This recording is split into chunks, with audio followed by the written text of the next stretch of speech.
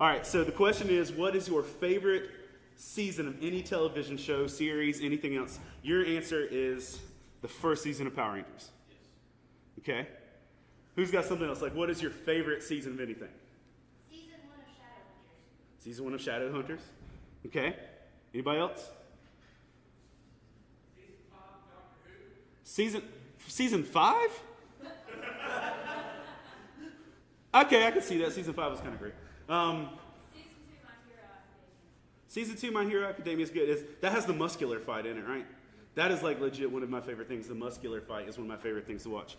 All right, so you've got Season 1 of Power Rangers, Season 1 of Shadowhunter, Season 5 of Doctor Who, Season 2 of My Hero Academia. One of my favorites, period, is Season 4A of Chuck. Yes. Like if you stop like right at the right time, it's perfect. But so one of the things that you see, I think, a lot in our entertainment and a lot of stuff we're invested in is that there are seasons that we like and seasons we don't like. Let me ask you this. Let me just also add, here's a couple of my favorites while I'm looking at my notes. Doctor Who Season 6 is my favorite. There's that one. And then Dexter, the season that has Trinity. I think that one was dope. I think that was a great season. John Lithgow was a scary human. So that's some of my favorites. Let me ask you this. What are the worst seasons of anything you've ever watched? Season 9 of The Office. Final season of Dexter. Final season of Dexter. Yes, that is painful. It is brutally painful. Anybody else? What are the worst seasons of anything you've ever watched? You can give me chunks of movie franchises too. Like, what's the worst chunk of a franchise? Be nice though. Go ahead. Season 2 of Firefly is the worst.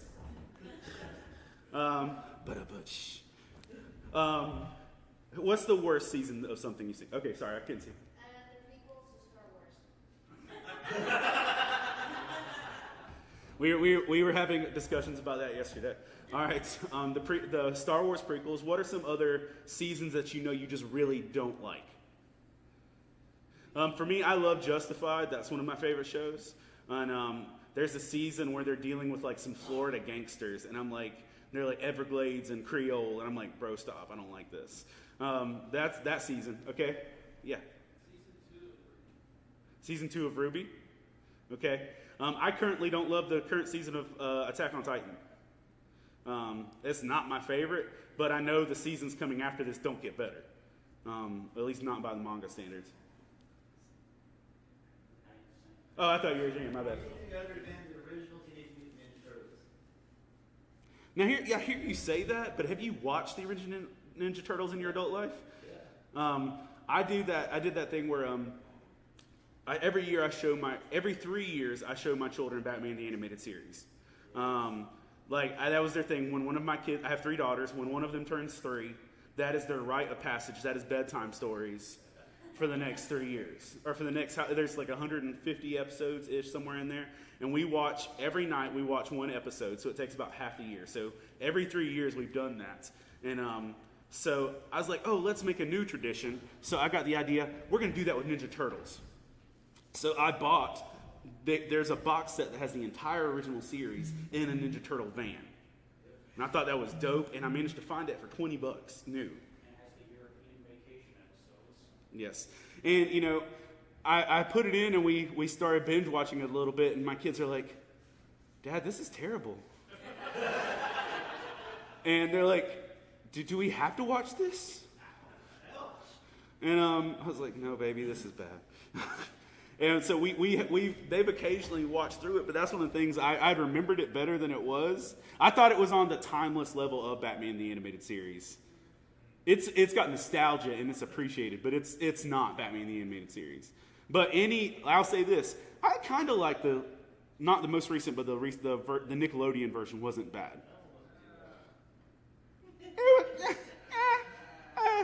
I'll say that the most recent season of DuckTales is dope. You've got Don Cheadle playing Donald Duck for one episode, and he's all gangster, and it's great. And you've got Catherine Tate playing a main villain. It's a good up season. Yeah, there's lots of Doctor Who jokes all throughout it. I say all this because our entertainment in a lot of ways moves in seasons. Our entertainment moves in seasons from comic books to anime to manga to movies to, because like right now we're about to end a season of Marvel. Like we're finishing this is phase 3 we're finishing, right? No more phases after that.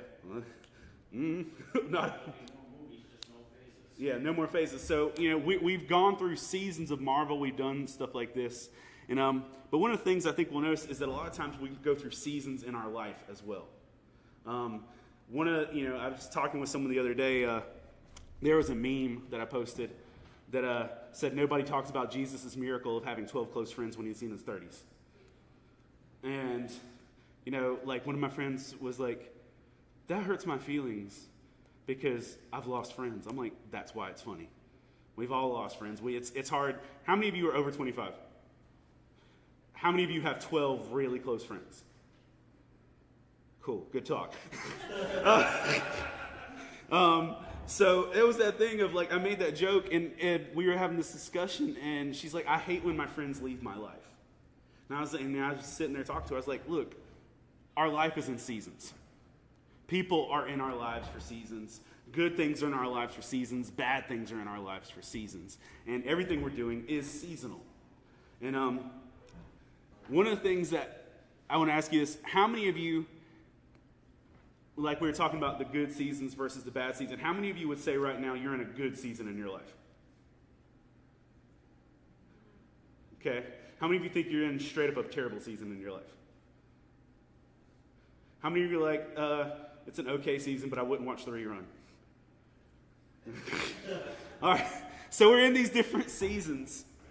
And there's some of us are in seasons we don't want to be in. Some of us are in filler seasons. Some of us are in The Office season 8. Some of us are in The Office season 9. Some of us are Office season 4. Depends on where you're at. But we're in a season in your life. And how many of you would honestly like to know right now how the season's going to play out? Like one of the things that I've got friends that won't watch a Netflix series until they have me watch it first. They will legit wait for me to say I'm done, and they'll say, "Is it worth it? Is this something I need to invest in?" Okay, even not even just a season. DC Universe dropped the first episodes of Titans on Friday. Like when I watched it in my room here, and I posted it. I watched it, and that was everyone's question: is it worth watching? And they want to know, tell me to watch this or not. And that's one of the things right now, a lot of us are in seasons in our life where we would just want to know, is this going to be worth it? Is this going to be worth the hassle? Is this going to be worth the struggle? Is this going to be worth the pain I'm going through right now?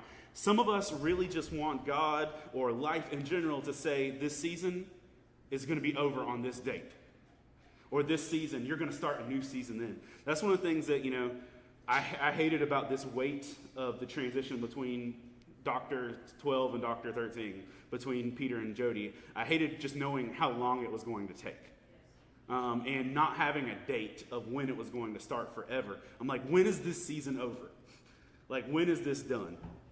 And, that's not an uncommon question. That's not something that is out of the way in thinking. And in fact, after... if you think about in scripturally, after Jesus had died, rose from the dead, before, ascended to heaven, the disciples were asking him questions about the season they were in. The disciples were asking him questions about what was going to happen. And they're asking like, so are you going to do this now? Are you going to do this? And in Acts 1:7, Jesus responds to the disciples and he said to them this. He said to them, it is not for you to know the times or seasons that God has set by his own authority. It is not for you to know the times or seasons by which God has set with his own authority. We as people would love to know how this season of life is going to turn out before we go through it. We would love to know that the school I'm going to is actually going to prepare me for a job. We would love to know this relationship I'm pouring myself into is actually going to pan out into something. We would love to know this business is actually going to do something. We would love to know the outcome of our season and how long it's going to last before we go into it. But Jesus even told the disciples, look, it's not for us to know the seasons before we're doing it. It's not for us to do it. We have to just experience and go through it. And, some of us don't want to have to go through bad experiences, but let me tell you, when you go through a bad experience, you basically have two options. When you go through a bad season, you have two options. You can learn from a bad season and improve in your life, or you can quit. So right now, if you're in a good season, awesome, keep going. If you're in a bad season in your life, you can either learn from the bad stuff you're going through right now, or you can quit. And I would just encourage you, don't look at quit as an option. Quit's not really an option. So I would just encourage you, whatever bad season you're going through right now, learn from it. Easily saying, Iron Fist was the worst of the Marvel Netflix series. Anybody got a strong disagreement to that? And that's my point. Iron Fist Season 1 was hot garbage. It was Marvel hot garbage, which automatically means it's okay. Because Marvel can produce hot garbage all day, and as long as it has a little Marvel logo on it, no one's going to complain. If DC had made Iron Fist Season 1, they would have burned Warner Brothers to the ground. But Iron Fist Season 2 learned from the mistakes of Iron Fist Season 1, and Iron Fist Season 2 was actually a good season of television. I enjoyed it. But then this weekend they canceled Iron Fist. It's the first of Marvel's Netflix shows to get dropped. Which, if you saw the ending of Season 2, I have questions. But either way, that's not for now. I'm going to need those answered. So whatever the snot that was. But we can learn from and we can improve from that. Let me ask you right now, just a general question. If you're going through a bad season right now, what is it you think you should be learning from this? What could you learn from and improve on to make this better? Because I'm going to tell you this. If you go through a hard time, if you go through a hard season and you don't come out stronger or you don't come out with better understanding, you wasted a bad experience. You've wasted it. If you go through a hard experience, learn from it. I happen to live in the frequently soggy town of Lumberton, North Carolina. 2 years ago, my city was destroyed by Hurricane Matthew. They told everybody in our town that was a 500-year flood. You'll never see that again in your lifetime. Less than 2 years later, we get hit with Hurricane Florence, and our city is destroyed again. Now, the cool thing is, and as cool as it can be in that situation, we learned a lot from Matthew. Like, nobody was ready for that. With Hurricane Matthew, we spent 11 days without power and 3 weeks without water. Our kids were out of school for 2 months, and there are homes still not rebuilt from Matthew. There are people still living in roadside hotels paid for by FEMA because they hadn't repaired their lives from Hurricane Matthew. Hurricane Florence came, y'all, we were ready. We were as ready as humanly possible.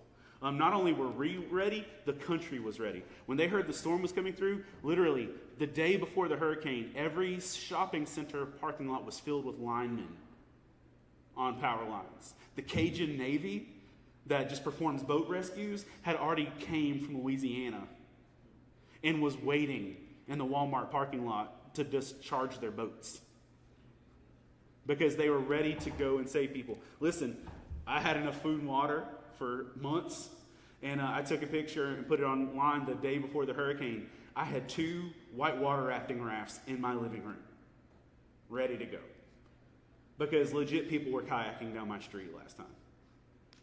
We were ready. We learned from a hard experience. The previous time my house got flooded under my house, we sealed off the bottom of my house. And literally, when I came back from the hurricane from Florence, I peeled off, there was still dust from where I taped it up. We learned from the experience. Did Hurricane Matthew suck? Absolutely. Did Hurricane Florence suck? Absolutely. But we learned from a bad season.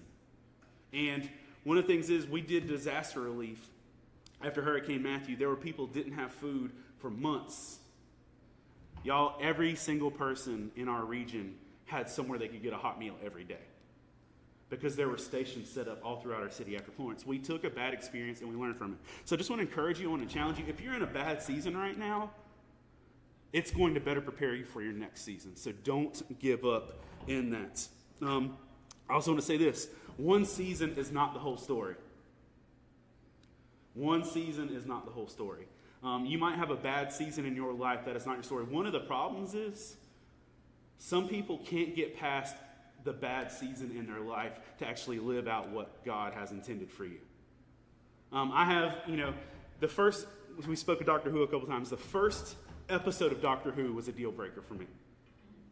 The 2005 Chris Eccleston first episode was so bad, I turned it off and I couldn't even try for 2 months.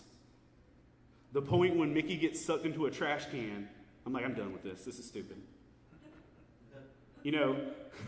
13 years later, I have a daughter named after one of the main characters. So I'm like, we got there, but it was one of the things I had to get past a bad moment.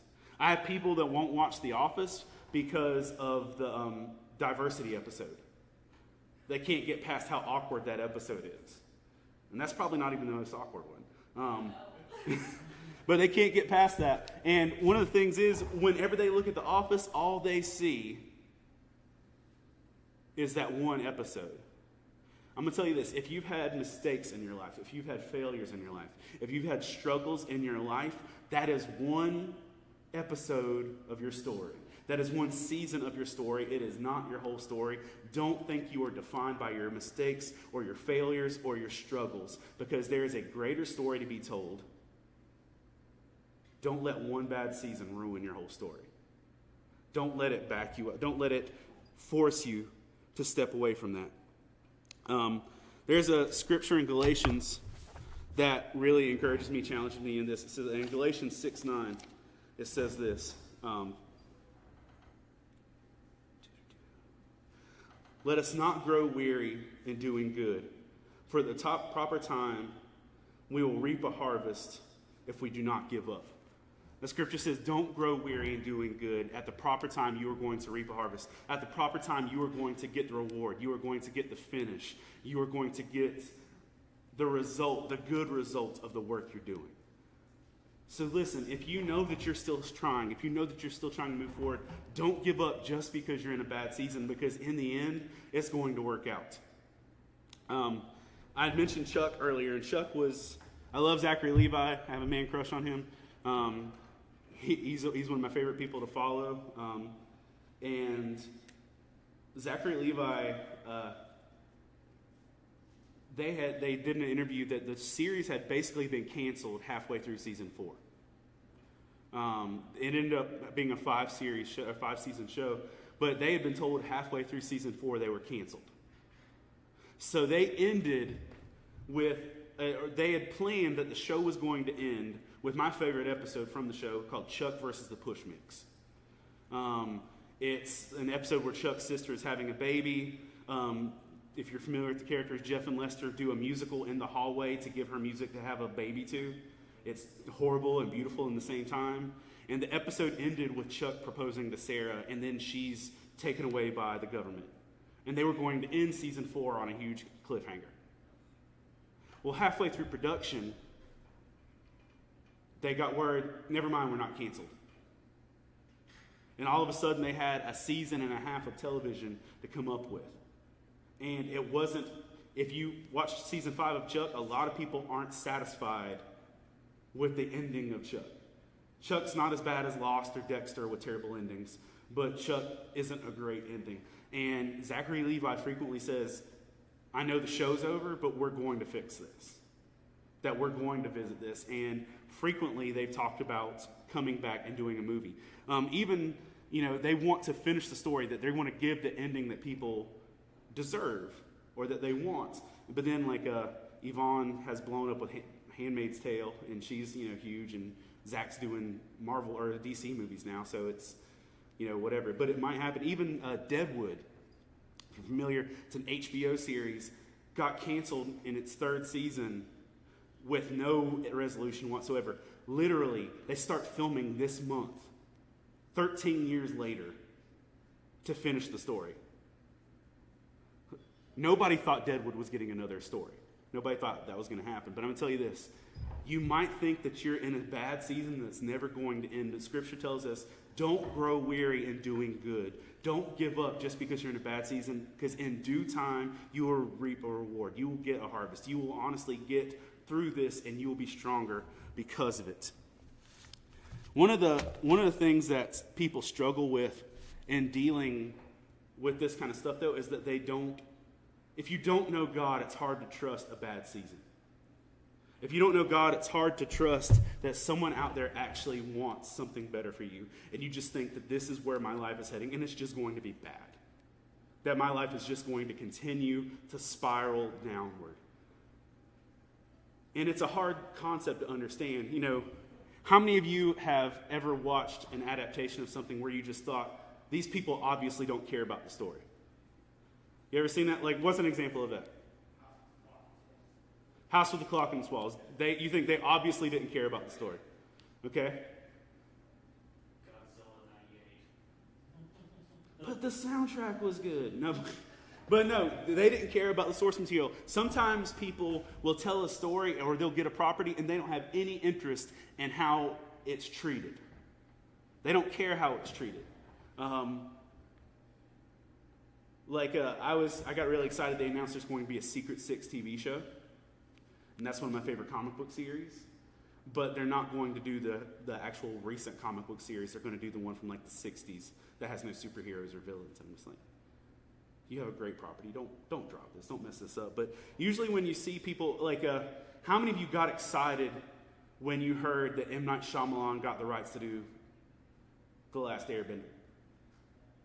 To do Avatar? Was anybody excited about that? Were you excited afterwards? No. Nobody, we thought M. Night Shyamalan's going to do something good with this, and then Avatar, The Last Airbender wasn't what people wanted. Well, then they just announced recently that Netflix has acquired the rights to do a live-action Avatar. How many of you are excited about that? People aren't excited because they don't trust people with it. They don't trust that the people in their hands, that it's going to be good. How many of you saw the Death Note movie? The live-action Death Note from Netflix? How'd you feel about it? You liked it. And if I'm super honest, I didn't even know Death Note before that. I knew about it. I hadn't watched it. I watched that movie, and then it got my interest to watch the anime. But a lot of diehard anime fans were upset with what Netflix did with it. And the idea that our story is in the hands of someone who doesn't care for us is frightening. Or the idea that our story is in no one's hand is frightening. But I'm going to tell you this. Scripture teaches us that not only is God in control of our lives, that he actually wants the best for us. In John 10:10, it's one of my favorite verses in Scripture. It's a short one. It's just something Jesus tells us in this. But in John 10:10, he makes this one statement comparing him versus Satan. And he's referring to Satan as the thief. He says, the thief comes only to steal, kill, and destroy. Jesus says, I have come that they may have life and have it more abundantly, have it to the full. Jesus said, I care about your story. I have come that you may have life and have it to the fullest. I have come that you may have life and have it to the fullest. And I want you to understand, however empty your life may feel, however run down your life may feel, God wants the best for you. Jesus wants the best for you. And that he wants you to not have an empty, void life. He wants you to be filled. And some people will say, oh yeah, I get heaven. Listen, when in this context, he's not talking about after your life. When Jesus says he wants you to have an abundant life, he wants you to have a full life, he means starting now. With that, how many of you watch Black Mirror? You see a stark difference when Netflix takes over the series. Originally it wasn't run by Netflix. Once Netflix got a hold of the series, all of a sudden the budget got bigger. The actors got better. Those things changed with it because someone else cared about it to make it stronger. And I'm going to tell you this, when we're in God's hands, he actually does want you to have a better story. Jeremiah 29:11, it's a pretty familiar verse. And this was, God talking to the people of Israel when he said this. But in Jeremiah 29:11, we hear this statement. For I know the plans I have for you, declares the Lord. Plans to prosper you and not to harm you. Plans to give you a hope and a future. I have plans for you, declares the Lord. Plans to prosper you and not to harm you. Plans to give you a hope, or to prosper you and not to harm you. Plans to give you a hope and a future. I just want to encourage you, if you're going through a bad season right now, please understand the one who controls your season, the one who's over your season, the one who actually loves you, doesn't want to harm you. He doesn't want to see you end with a bad season. He actually wants you to prosper and to do well and to give you a future. So right now, honestly, if you're going through a bad season, please understand you are in good hands. And not to lose hope in that. If you're going through a bad season, learn from it. If you are in this place where you feel like no one cares, please know that God actually cares for you. And then you can actually trust him in that. But I want to say this. You can learn from a season. You can know that God is in control. But sometimes God being in control, we can still get in our own way. Sometimes you can have the best season plan, and it gets train wrecked by something else happening. If you could think of some examples of ways that people have messed up their own TV seasons or messed up their own series. I started watching, I was a big Lost fan, and Lost and Grey's Anatomy premiered the same week. And that was the first legit week my family had a TV as adults. We lived in the woods, and we didn't even have antenna. And so we right before Lost and Grey's Anatomy started, we had just gotten TV. We're like, oh, look, commercials. Let's watch. Okay, look, new series. So we started watching Lost and Grey's Anatomy at the same time. And Grey's Anatomy, in its early seasons, around season 2 or 3, had a train wreck with its cast, where the comments that were being made offset wrecked future storylines of the series. Shonda Rhimes had a plan for where these stories were going to go. Shonda Rhimes, ABC, had a goal of where the story of Grey's Anatomy was going to go in those early seasons, and conflict between the actors backstage and on the set train wrecked a whole long-term plan. They had a good creator. They had a plan for them, but their own actions kind of train wrecked it.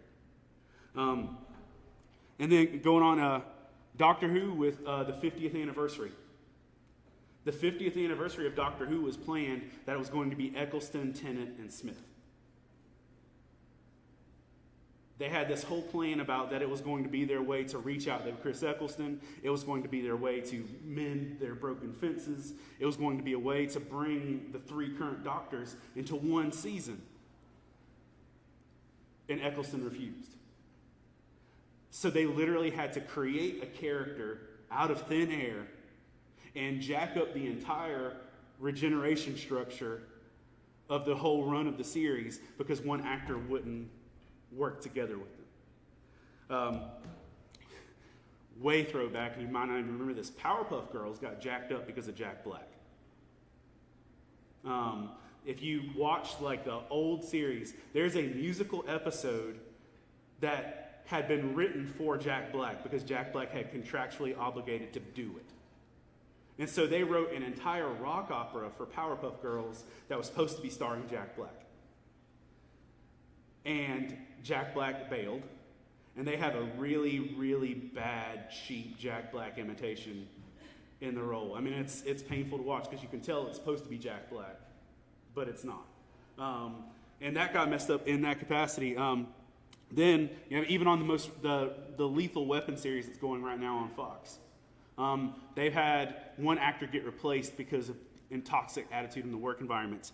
And the big one that really threw me was the writer's strike of 2008. Whole series got shut down and lost timelines because the writers were having a conflict with the studios. Not that the writers didn't deserve what they got. They needed to be compensated better. But Lost had to cut their season short. Heroes Season 2 literally had to cut out an entire plot line of the story that they never finished. Outside of, even though God may be in control, we can still do stuff in our life that can mess up our seasons. So I would encourage you, yes, God is in control, but don't make terrible choices that are going to ruin your own season. Don't take what's in God's hands and shipwreck it just because you make some bad choices. There's this one verse in Deuteronomy 30. This is kind of Moses talking to the people of Israel, going over some rules and laws. And in Deuteronomy 30, 19 and 20 says this. And this is after Moses had just given the people a bunch of laws, a bunch of rules. He basically laid out, look, if you do these things, God is going to bless you. If you don't, it's going to be harder on your life. Not that God's going to destroy them, it's just not going to be easy. In Deuteronomy 30:19, it says this day I call heaven and earth as witnesses against you, that I have set before you life and death, blessings and cursings. And he says, now choose life, that you and your children may live, that you may have the Lord, that you may love the Lord your God, listen to his voice, and hold fast to him. For the Lord is your life. He will give you many years in the land he swore to your fathers, Abraham, Isaac, and Jacob. So Moses spends hours and days teaching the people of Israel to say, look, if you want your story to end well, if you want the season of your life to turn out well, choose life. Choose to follow where God is leading you. And do that. He offers to do that, but then he says, but look, if you don't, you're choosing to hurt yourself. So I just want to encourage you, God wants the best for you. He wants you to learn from your hard seasons, and he wants you to be able to make the choice. What are you going to do with the time you've been given right now? Are you going to choose to make this season you're in better or not? And that one line he says, follow him, for he is your life. And I want to tell you this right now. This is what I believe, that wherever you are in your life right now, whatever season you're in right now in your life, can be made better by you getting closer to God. Every person that walked in this room right now can get closer to God just than you were before. Even if you were already close to God, you can get closer to God. So I would just encourage you, I would challenge you, if you're going through a rough time right now and you feel like you're doing it on your own, get closer to God because he can help you through it. Now, I'm not saying that he's a magic answer that's going to make all of your problems go away. Haven't paid your taxes in 10 years, getting close to God's not going to fix that. If, you're wanted for Grand Theft Auto, or if you're wanted for, if you've got crimes, if you've got, a body count on a pistol, getting close to God's not going to fix that right now. But it will make the season you're going through easier. It will give you confidence in what you're doing, because when you get to know him, you get to know that he is in control, that he is loving, and that he is faithful, and that he is going to help you through what you're going through. So just the 3 things I want you to take from this. Don't quit in your hard seasons. Learn from them. Know that you have a God who loves you, who is in control. And know that you can play a role in making your season go better by actually drawing closer to him in that. And that's just what I want to share with you today. That's what I'll lay out for you. Because right now, I could tell you, I've been in really good seasons, but what I don't realize I'm in a good season until it's over. Usually for me. I look back, I was like, oh, that was a good season. But I'm telling you right now, draw closer to God, let him help you through the season you're in right now, and I think you're going to come out stronger because of that. I'm going to pray, and then I'm just going to tell you goodbye, and thank you for that. So, God, I want to say thank you for letting us be here today. For every person that's in here right now, God, I don't know their life. I don't know their story. I don't know what they're going through or what they're experiencing right now. But God, I know that you have a plan for them. I know that you want the best for them. And I just ask that you would please strengthen them in what they're doing. That you God, you told us that you have plans for us to have hope and to have a future. So God, right now I ask that you would please help them see that they have hope. Help them see that they have a future. Help them see that you are not done with them. And God, as you said through Moses to your people, just help them to choose life. Help them to choose your presence in their life. Help them to make that choice so that you can work stronger through them. God, I just ask that you would surround them with people that love them, that you would give them people in their lives that will walk beside them, that you will put encouraging people of faith in their lives, that they will be strengthened and encouraged through you and through your people. And help them to live out a great story and to finish this season well. In Christ's name, amen.